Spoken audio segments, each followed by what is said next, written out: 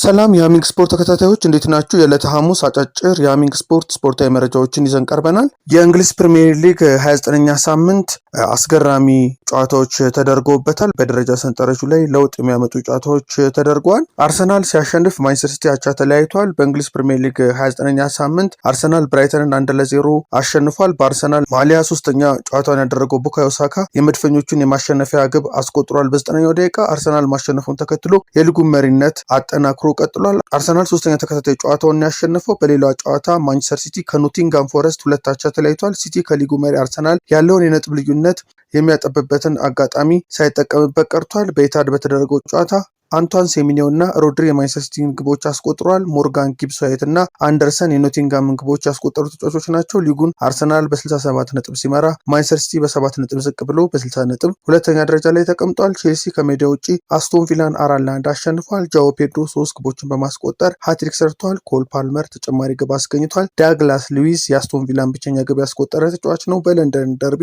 ዌስትሃም ዩናይትድ ፉላምን በሱመርቪል ብቸኛ ግብ 1-0 አሸንፏል። 45 ደቂቃ በጎዶሎ ተጫዋች የተጫወተው ኒውካስልም ማንቸስተር ዩናይትድን አሸንፏል። በ29ኛው ሳምንት የእንግሊዝ ፕሪሚየር ሊግ ከሜዳ ውጪ ከኒውካስል ዩናይትድ የተጫወተው ማንቸስተር ዩናይትድ 2-1 የተሸነፈው። በሴንት ጄምስ ፓርክ ስታዲየም በተደረገው ጨዋታ አንቶኒ ጎርደን በፍጹም ቅጣት ምትና ኦሱላ ባለቀ ሰዓት የኒውካስልን ግቦች አስቆጥሯል። የመጀመሪያው 45 ደቂቃ መጠናቀቂያ ላይ ጃኮብ ራምሴን በሁለት ቢጫ ካርድ ያጣው ኒውካስል ዩናይትድ ሁለተኛውን ግማሽ በ10 ተጫዋች ለመጫወት ቢገደድም ወሳኝ የሚባለውን 3 ነጥብ አግኝቷል። ሩበን አሞሪምን በመተካት በኦልድ ትራፎርድ የደረሰው ማይክል ካሪክ ለመጀመሪያ ጊዜ የተሸነፈበት ጨዋታ ሆኗል። ሶስተኛ ደረጃ ላይ የተቀመጠው ማንቸስተር ዩናይትድ ነጥቡን ከፍ የሚያደርግበትን አጋጣሚ ሳይጠቀምበት ቀርቷል። ከትናንት በስቲያ የተደረጉ ጨዋታዎችን ለማስታወስ ሊቨርፑል በወልቭስ ከሜዳ ውጭ ተጫውቶ 2-1 የተሸነፈበት፣ እንደዚሁም ደግሞ ኤቨርተን በርሊን 2-0 ያሸነፈበት፣ ሰንደርላንድ በሜዳው በሊድስ ዩናይትድ 1-0 የተሸነፈበት እና ቦርንማውዝ ከብሬንፎርድ የተገናኙበት ጨዋታ ደግሞ 0-0 ተጠናቋል። በስፔን ኮፓ ዴል ሬይ ጨዋታ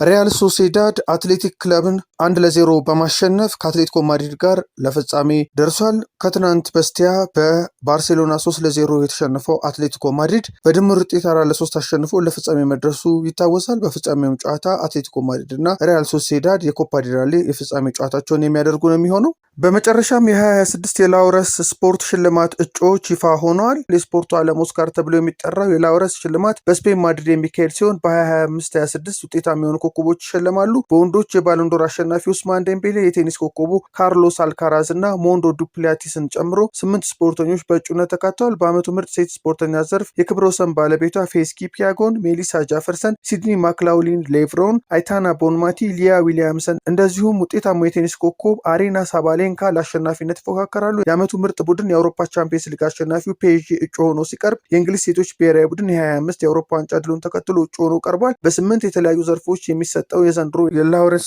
ስፖርት ሽልማት ሚያዝያ 12 በስፔን ማድሪድ ይካሄዳል። አድማጮቻችን ለሃሚንግ ስፖርት ለዕለተ ሐሙስ ያዝናቸው አጫጭር ስፖርት መረጃዎችን ይመስላሉ። ሃሚንግ ስፖርትን ሳብስክራይብ በማድረግ ተከታተሉ፣ ሼርን በማድረግ ለሌሎች አጋሩ። መልካም ቀን።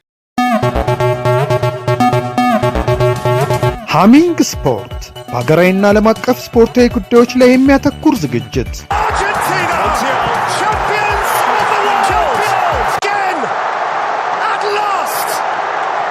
በሃሚንግ ስፖርት የስፖርት ዜናዎች፣ በተመረጡ ርዕሶች ላይ ውይይት፣ የእንግዳ ዝግጅት፣ የስፖርተኞች ግለ ታሪክና የሴቶችን እግር ኳስ በልዩ ሁኔታ ይዳስሳል።